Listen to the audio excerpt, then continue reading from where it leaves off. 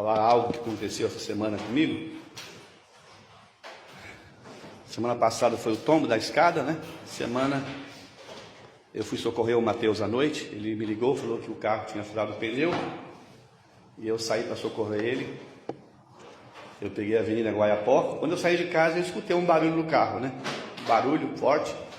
O Toninho também escutou. E eu saí, peguei a Avenida Guaiapó. Quando eu chego ali perto daquela rótula do redondo ali, o carro, uma das rodas, ela abriu toda para cá, uma roda, perdeu, quebrou a barra de direção. Eu estou conversando com alguns mecânicos, nenhum mecânico fala que barra de direção quebra. Não tem nenhum que fala que quebra. E ela quebrou comigo. Os irmãos, imagina bem, eu tirei foto da barra de direção, depois eu posso mostrar para os irmãos.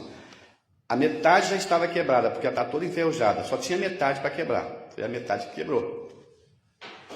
Eu tenho viajado para Ponta Grossa, os irmãos têm visto isso, serra, curvas uma atrás da outra. Irmãos, é impossível sair vivo quando uma barra de direção quebra. Impossível. Mas louvado seja Deus, quebrou, estava ali, o carro travou de um jeito que eu assustei na hora, né? Graças a Deus não tinha ninguém atrás para bater, porque foi uma parada brusca, e nem na frente. Então, eu sou muito grato a Deus. Deus nos ensina lições por caminhos, só se a gente não quiser entender. Aí, irmãos, eu desci do carro e liguei o pisca-alerta, e eu pensei, como é que eu vou tirar esse carro daqui? E de repente parou um Fiat Uno assim. Eu já vi esse rapaz algumas vezes, que às vezes a gente vai em algum lugar e comprar alguma coisa, ele trabalha com jardinagem, um jovem, bem jovem. E ele prontamente veio e falou, o senhor quer que eu te ajude? Eu falei, quero. Ele me ajudou a tirar o carro, nós pegamos a roda, fizemos força, eu estercei a outra, porque eu fiquei bem no meio, tampando o fluxo. Aí me ajudou a colocar o carro bem, e de lá ele me pegou, levou até o Mateus. Então nós ficamos amigos agora. Eu prometi dar uma Bíblia para ele. E o mais interessante é que ele falou para mim que ele é novo convertido. Ele se converteu recentemente. Então fiz pedido de algumas Bíblias, né? Inclusive quero falar para os irmãos aqui, nós vamos receber doação de 2 caixas de Bíblia. 2 caixas de Bíblia. Elas vão chegar daqui para o mês que vem, da Sociedade Bíblica Italiana. Serão 40 Bíblias se elas chegarem. Então nós vamos fazer o possível para que essas Bíblias sejam colocadas, né, nas mãos de pessoas certas, né? Não dá a esmo essas Bíblias. Então, irmãos, eu queria compartilhar isso com os irmãos. Esse rapaz, eu quero ver se ele vai em minha casa, eu chamei ele para tomar um café. Então eu estou ainda, à noite, às vezes você acorda pensando, né, em algumas coisas, e me vem à mente, nosso irmão falou ontem, né, o passar pelas águas e pelo fogo, e a gente não esquece não. Eu sei que poderia acontecer em momentos muito mais difíceis. Hoje eu vou mostrar essa barra de direção para trazer para os irmãos ver o que é uma barra de direção. É um ferro tão fino, é um pouquinho mais grosso, dessa grossura aqui. É isso porque se isso quebra, irmão, você não tem mais controle aqui. Não tem. É simplesmente o caminho do abismo. Você vai bater em algum lugar. A 100 por hora, um carro, ele vai capotar, ele vai fazer muitas coisas. Ou você pode matar pessoas na sua frente, né? Então, eu sou muito grato a Deus. Irmãos, eu quero nessa manhã, mais uma vez, nós vamos abrir em Romanos capítulo 12, nós vamos pensar, eu quero destacar alguns dons espirituais. Todo serviço de Deus, ele é feito por meio de dons espirituais. Dons espirituais é a capacidade que Deus dá aos seus filhos para realizar o seu glorioso serviço. E esses dons espirituais que Deus tem dado para os seus filhos,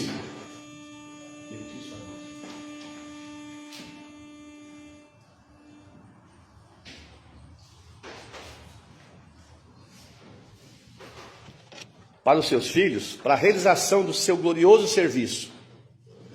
Nós pensamos que esse serviço dado por Deus aos seus servos, homens e mulheres.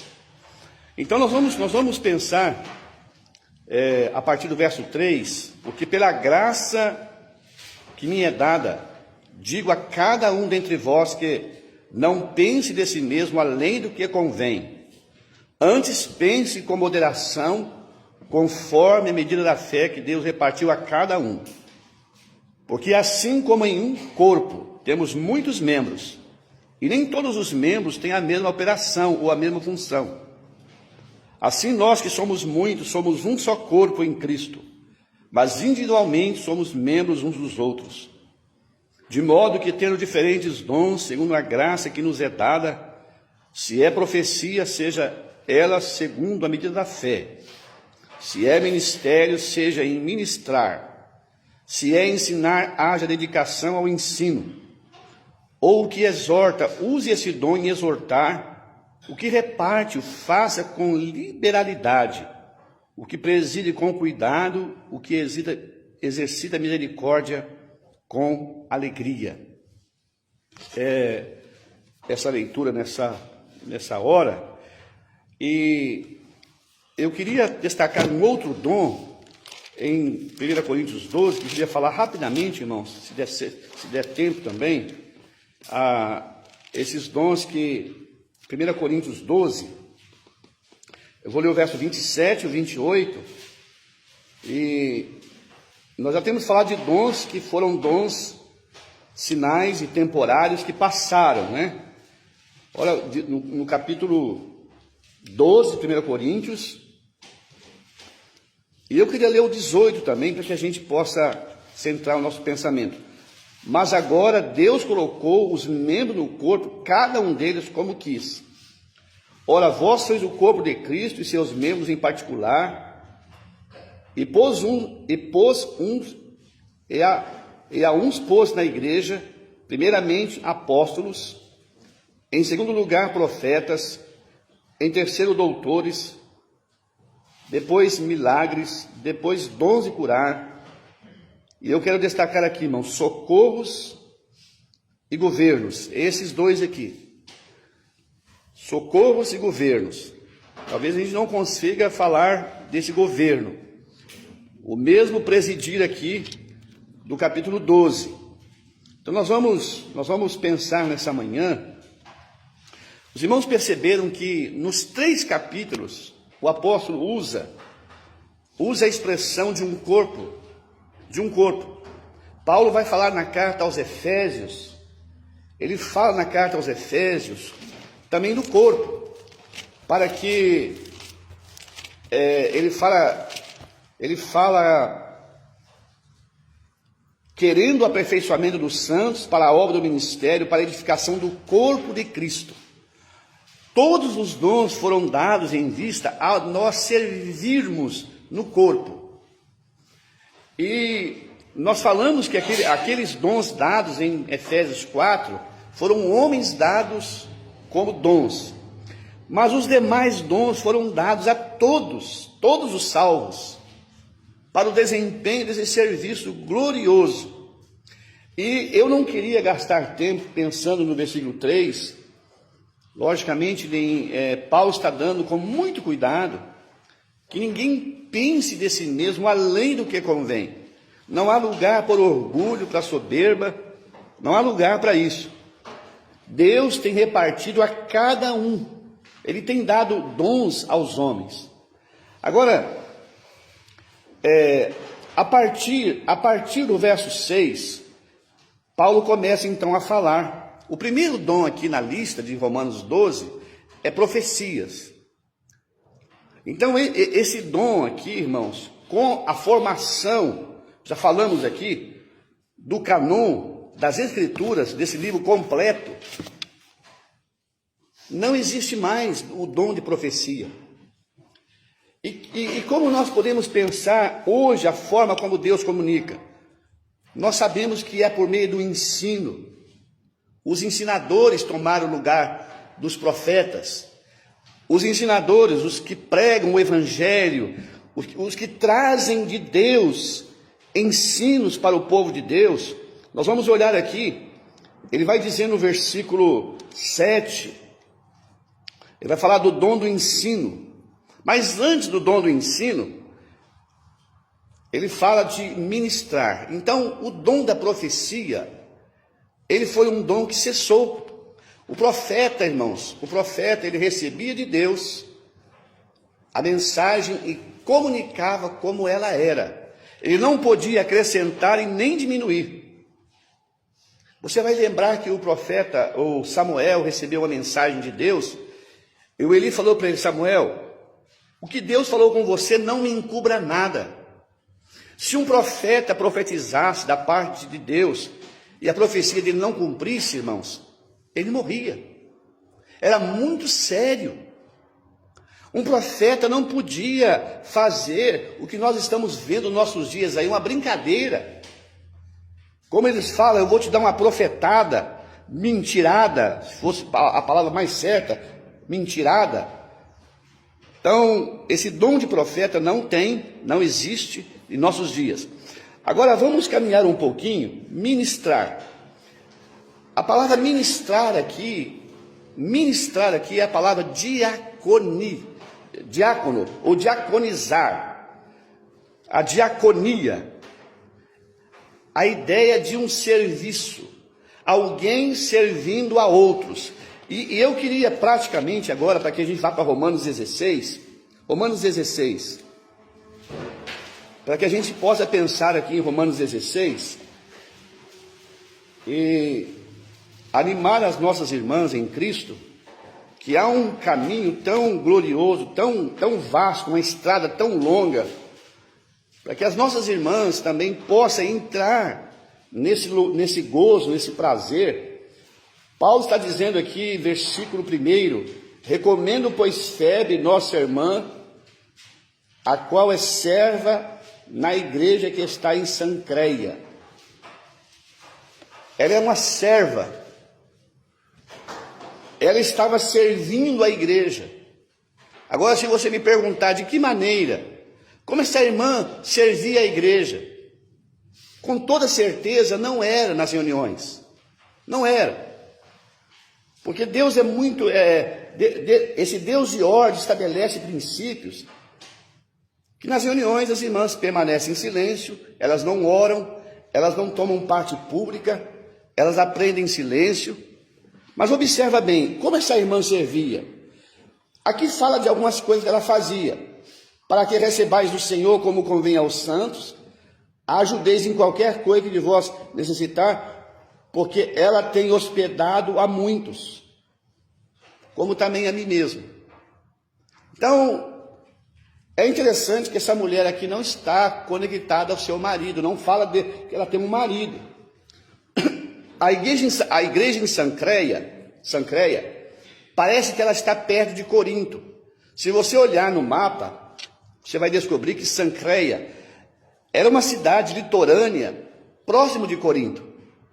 Deus plantou uma igreja próximo de Corinto, e talvez essa mulher fosse uma mulher de classe média, que tinha condição de hospedar pessoas, recursos financeiros, podia usar a sua mordomia para dar ao servo de Deus hospitalidade.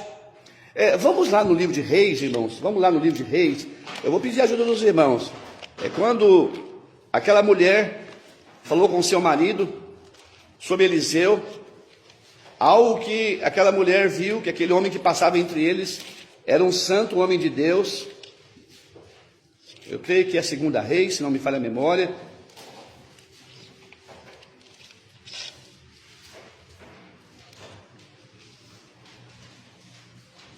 Capítulo 4, versículo 8, para que a gente ganhe tempo, irmãos.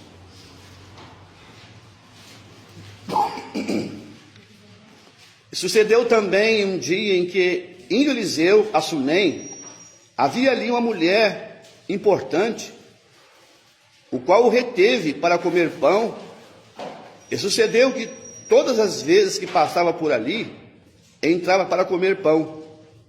Ela disse ao seu marido: Eis que tenho observado que esse que sempre passa por nós é um santo homem de Deus. Façamos-lhes, pois, um pequeno quarto junto ao muro, e ali lhe ponhamos uma cama, uma mesa, uma cadeira e um candeeiro. E há de ser que, vindo ele a nós, para ali se recolherá. Que preciosidade! Nós estamos olhando aqui, irmãos, na antiga dispensação, uma mulher tendo a iniciativa, aconselhando seu esposo a preparar um lugar, um ambiente dentro do seu lar. Com qual objetivo? Dar hospitalidade a um servo de Deus. Isso é animador. Agora, você segura com seu dedo aí, olha em Hebreus capítulo 13, Hebreus capítulo 13, algumas mulheres, ou melhor, algumas famílias, sem saber, porque não sabiam. Olha o que diz o escritor aos Hebreus,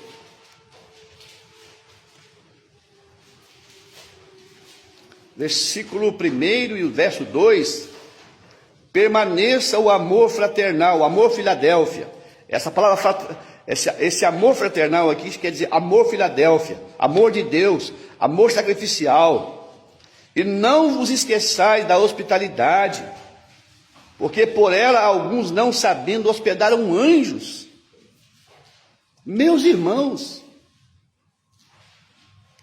nós precisamos, meus irmãos e irmãs, minhas irmãs em Cristo, olha, nós homens, nós contribuímos para esse exercício da hospitalidade, mas nós sabemos que as mulheres, elas têm essa capacidade dada por Deus, especial, no preparo. Não é só no preparo do alimento, não, da comida, não, é tudo. Tudo envolve as mãos das nossas irmãs.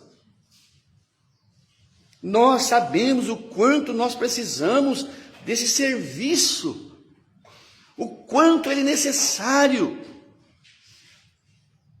E, meus irmãos, nós precisamos desse exercício na vida da igreja.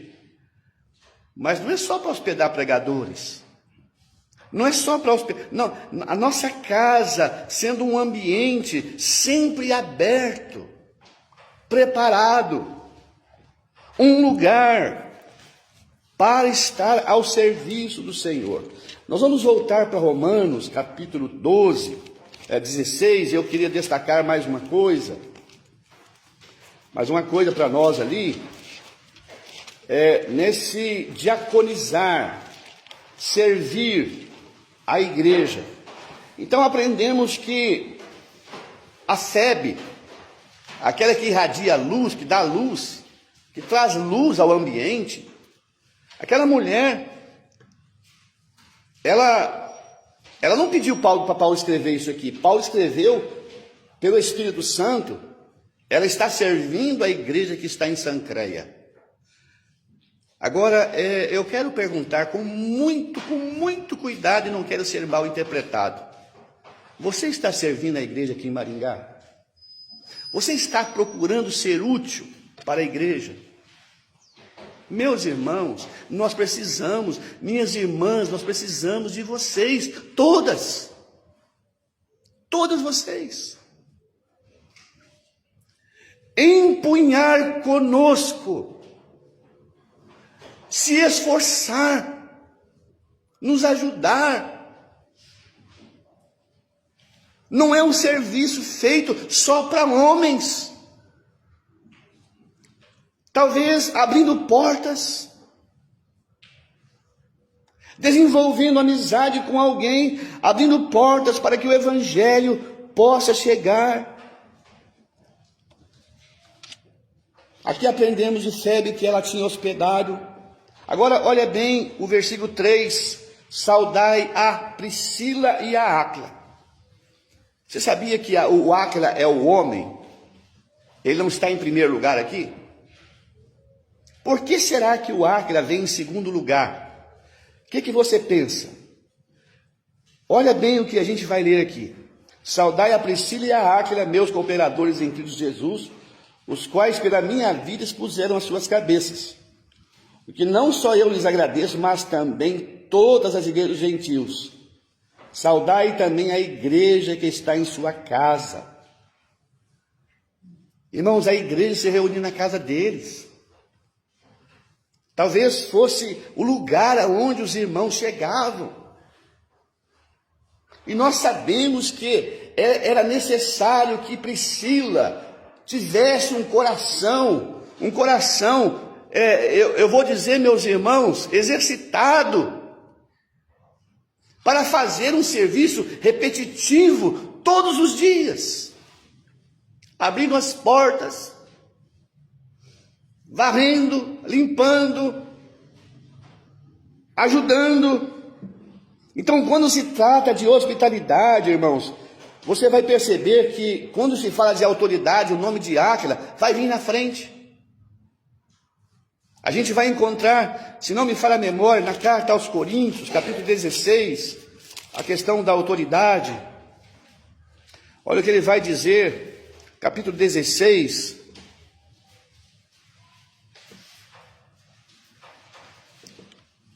Quando for de autoridade, quando for questões em que envolve decisões, que envolve a posição, podemos dizer de autoridade, é Áquila que vem primeiro. Olha o verso 19. As igrejas da Ásia vos sauda-vos afetuosamente no Senhor, Áquila e Priscila. Áquila vem primeiro. Então, meus irmãos, minhas irmãs em Cristo, olha bem, passamos daquela mulher lá do Velho Testamento.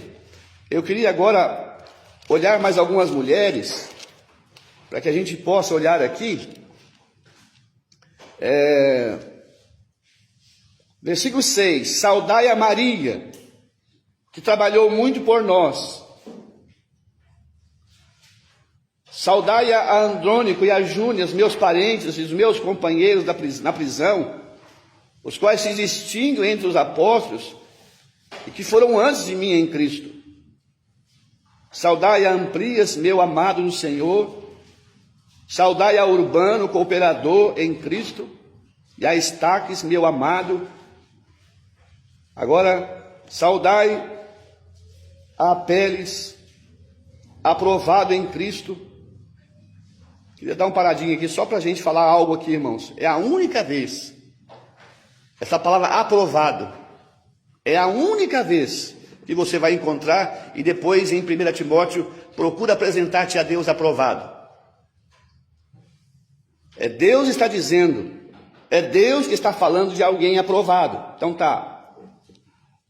Saudai a Herodião, meu parente, saudai aos da família de Narciso e os que estão no Senhor. Saudai a Trifena e a Trifosa. Queria destacar aqui, meus irmãos, as quais trabalharam no Senhor. Trabalharam no Senhor.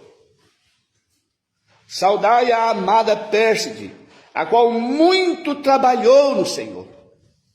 Irmãos, o Espírito Santo está mostrando aqui. Essas mulheres não sabiam, meus irmãos, elas não tinham ideia que elas estavam sendo, podemos dizer, acompanhadas dos céus, que elas estavam sendo olhadas por Deus, cada gesto, cada serviço, cada disposição delas estava sendo acompanhada por Deus lá dos altos céus. Entraram pela porta do servir. Então nós estamos olhando aqui essas páginas de Romanos 16. Mencionamos de Dorcas usando a sua agulha para fazer roupas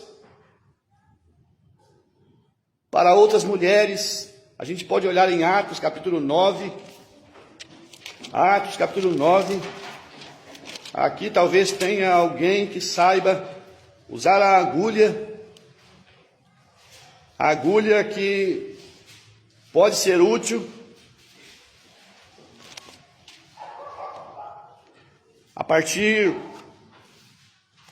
verso 35. E viram todos os que habitavam em Lida e Sarona, os quais se converteram ao Senhor.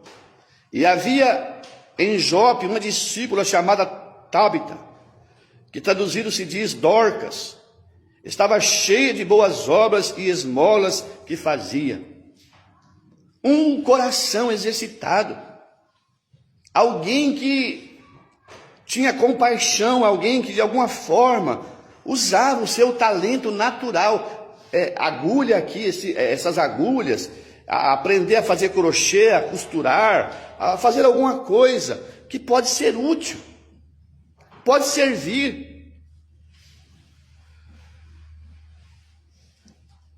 Olha o que diz aqui. E aconteceu que naqueles dias, que enfermando ela, morreu.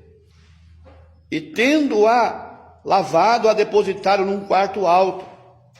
E como Lida era perto de Jope, ouvindo os discípulos que Pedro estava ali, mandaram 2 homens rogando que não se demorasse em vir ter com eles. E levantando-se Pedro e foi com eles, e quando chegou, o levaram ao quarto alto. E todas as viúvas o rodearam chorando e mostrando as túnicas e roupas que Dorcas fizera quando estava com elas. Mas Pedro, fazendo sair a todos, pôs-se de joelhos e orou, e voltando-se para o corpo, disse: Tábita, levanta-te. E ela abriu os olhos, e vendo a Pedro, assentou-se. E ele, dando-lhe a mão, a levantou e, chamando os santos e as viúvas, apresentou-lhe a viva. Meus irmãos, é a primeira vez que nós estamos olhando o céu devolvendo alguém que partiu. Aquelas viúvas estavam ali falando com Pedro, mostrando as coisas que Dorcas tinha feito. Minhas queridas irmãs em Cristo, que o Senhor capacite, dê no coração de vocês, cada uma de vocês aqui, não somos muitos, somos poucos. Deus, eu tenho certeza que Deus tem dotado vocês com dons especiais, cada uma de vocês, no âmbito do lar, especialmente no lar, com coisas que vocês podem doar um pouquinho, fazer algo em prol desse glorioso chamado do servir. Mas não se limita só às irmãs, nós os irmãos, poder fazer algo, mesmo que seja a nível de alguma coisa favorável, favores, para servir não só ao povo de Deus, mas também aos não salvos. Então, a diaconia, irmãos, a porta do servir aqui, ministrar na casa de Deus, ministrar nesse vasto universo de necessidades. Nesses dias, Deus está precisando de homens e mulheres que queiram fazer esse glorioso serviço. Se você estiver lembrando de alguém, biblicamente falando, e quiser falar algo que você está lembrando, que está me passando desapercebido nessa arte de servir, vamos agora para Lucas capítulo 10, rapidamente, uma passagem, irmãos, que eu queria destacar também. Lucas capítulo 10,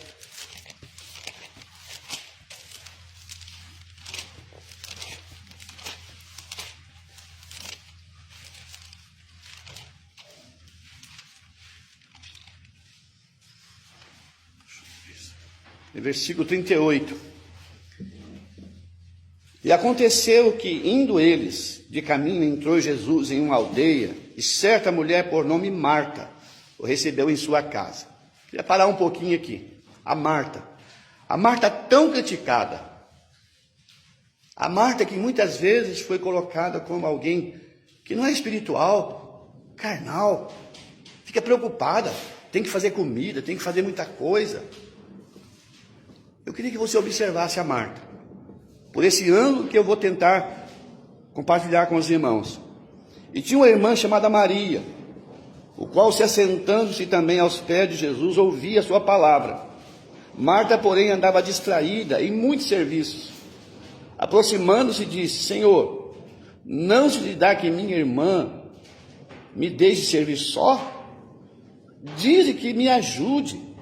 E respondeu Jesus e disse-lhe: Marta, Marta, está ansiosa e preocupada com muitas coisas, mas uma só é necessária. E Maria escolheu a boa parte, a qual não lhe será tirada. Agora vamos para João capítulo 12. Anos passaram,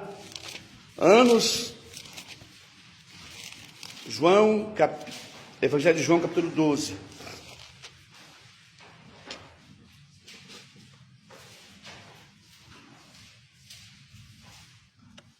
Foi Jesus 6 dias antes da Páscoa a Betânia, onde estava Lázaro, o que falecera, e a quem ressuscitara dentre os mortos. Fizeram depois ali uma ceia. E eu queria destacar aqui, irmãos, e Marta servia. Não vai ter reclamação. Não vai haver censura. Marta aprendeu. A vida é um processo, irmãos, gradativo. Erramos hoje para não errar em sequência. Ela ouviu, irmãos, desceu para o seu coração. Irmãos, o seu irmão tinha estado num túmulo 4 dias. Não tinha muitos dias que ele tinha ressuscitado. Elas, em gratidão ao Senhor, promoveram esse jantar na casa delas, para dar ao Senhor um lugar de honra. Ele chamou o nosso irmão da morte. E a Marta aqui, é aquela mulher dotada. Temos que dizer, algumas irmãs têm esse dom gracioso, fazem da cozinha, vamos assim dizer, tem muitas habilidades de gerir uma cozinha, e fazem isso com alegria. Talvez Marta era essa pessoa. Maria talvez tivesse outros talentos, que ela gastava o seu tempo também. Não fala que Maria estava aqui ocupada com essas coisas, e não que ela não ajudasse. Mas está falando que Marta servia. Marta, ela queria que o seu irmão Lázaro estivesse exatamente aonde ele estava sentado à mesa com o Senhor. Eu vou fazer de tudo para que o meu irmão tire o maior proveito desse glorioso serviço. Irmãos, quantas das vezes nós estamos sentados na sala, sentados em algum lugar, e as nossas esposas estão lá no fogão, preparando os alimentos que vão trazer à mesa. Diaconia. Sistematicamente, dia após dia, semana após semana. Louvado seja Deus por esses exemplos tão preciosos, tão necessários. Então a porta do servir aqui, irmãos,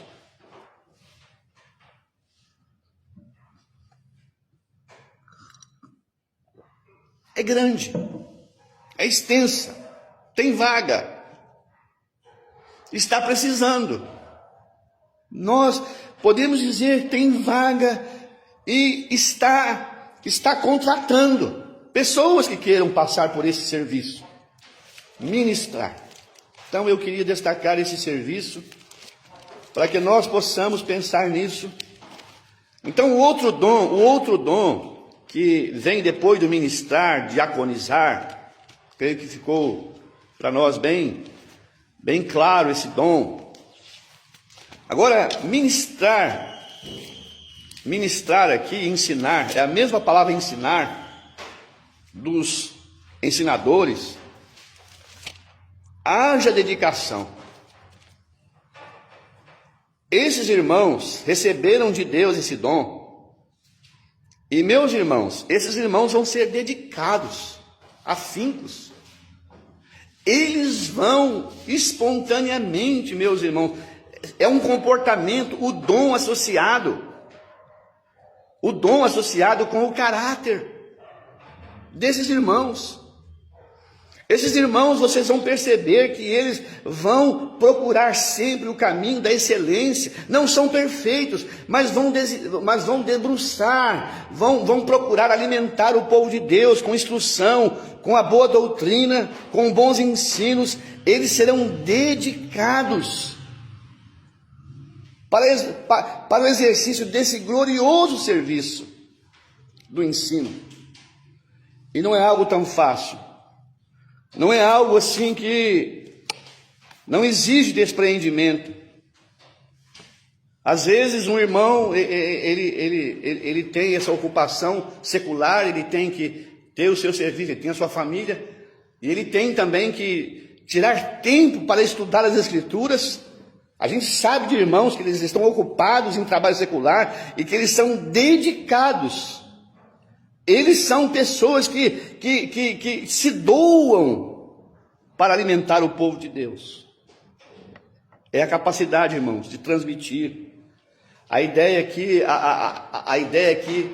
é associada à didática, o didaquê, é a linguagem associada, o ensinar, falar, e a pessoa, o que recebe, entender. O ensinador tem essa incumbência. Eu queria que a gente olhasse no livro de Esdras, se alguém puder me ajudar. Quando o púlpito foi colocado,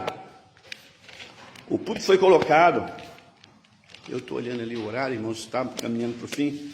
O púlpito foi colocado, e vocês vão ver uma coisa.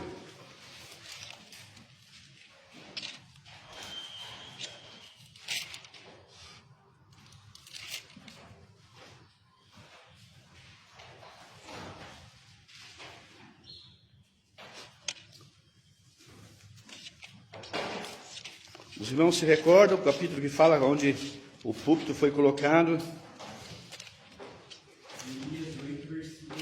Neemias 8, então citei Esdras. Versículo 4, né, irmão? Obrigado. Neemias 8, verso 4. Obrigado. Esdras, o escriba, estava sobre um púlpito de madeira que fizeram para aquele fim. Estava em pé, junto a ele, a sua mão direita, Matitias, Sema, Anaías, Urias e Uquias, Amalacéias, e a sua mão esquerda, Pedaías, Misael, Melquias, Assum, Asbadana, Zacarias e Mesulão. Esdras abriu o livro perante a vista de todo o povo, porque estava acima de todo o povo, e abrindo ele, todo o povo se pôs em pé. Esdras louvou ao Senhor, o grande Deus, e todo o povo respondeu: amém, amém.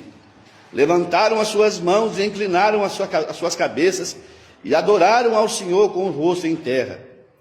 E Jesuá, Bani, Serabias, Jamim, Acube, Zebatai, Odias, Maacéias, Quelita, Azarias, Josabade, Anã, Pelaías e os levitas ensinavam o povo a lei. E o povo estava no seu lugar. E leram no livro da lei de Deus, e declarando e explicando o sentido. Queria destacar isso aqui, irmão. Faziam que, lendo, se entendesse. E Neemias era o governador, e o sacerdote Esdras o escriba, e os levitas ensinavam o povo. E disseram a todo o povo: este dia é consagrado ao Senhor. O que eu queria destacar aqui é que aquele que ensina tem que pensar em alcançar, em descer ao nível da compreensão dos ouvintes. Então esse é o trabalho do ensinador. Vamos só pensar em mais um dom aqui, irmãos, rapidamente. O outro dom, eu peguei aqui o dom da exortação, e eu queria ler aqui algo para encerrar. Pedi um pouquinho de paciência dos irmãos, eu já encerro falando desse dom da exortação. Eu queria...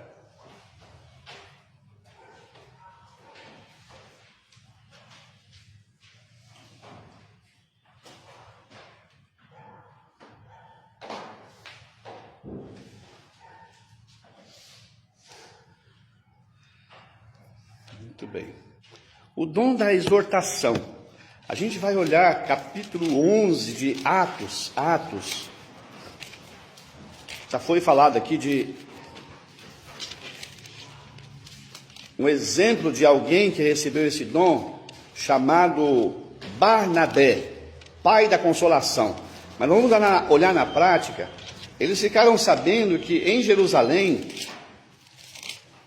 ficou sabendo que em Antioquia, Deus havia começado um testemunho ali, verso 19. E os que foram dispersos pela perseguição que sucedeu por causa de Estevão, caminharam até a Felícia, Chipre e Antioquia, não anunciando a ninguém a palavra de Deus, senão somente aos judeus. Deixa eu ver esse minutinho só.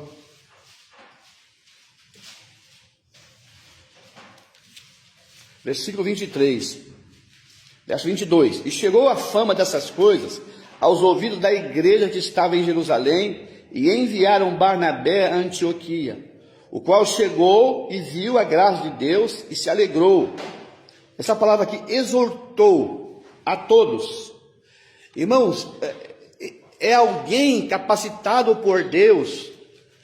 A ideia de chamar ao lado, chamar alguém, abraçar, confortar, animar, encorajar, botar para frente, botar para cima. Então, a igreja precisa que esses irmãos também que tenham esse dom, exercitam ele. Porque o corpo está em falta, irmãos. O corpo precisa. A igreja local precisa do exortador. O ensinador é importante, mas o exortador é importante nesse glorioso serviço.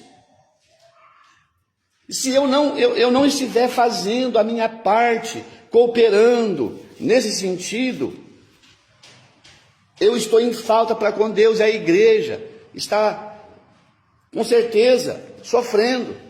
Então, o exortador, o dom da exortação, passamos por ele. Agora quero olhar mais um dom rapidamente.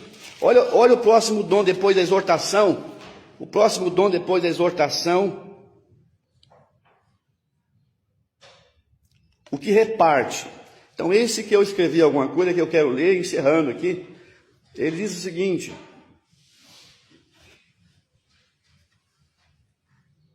o dom de repartir.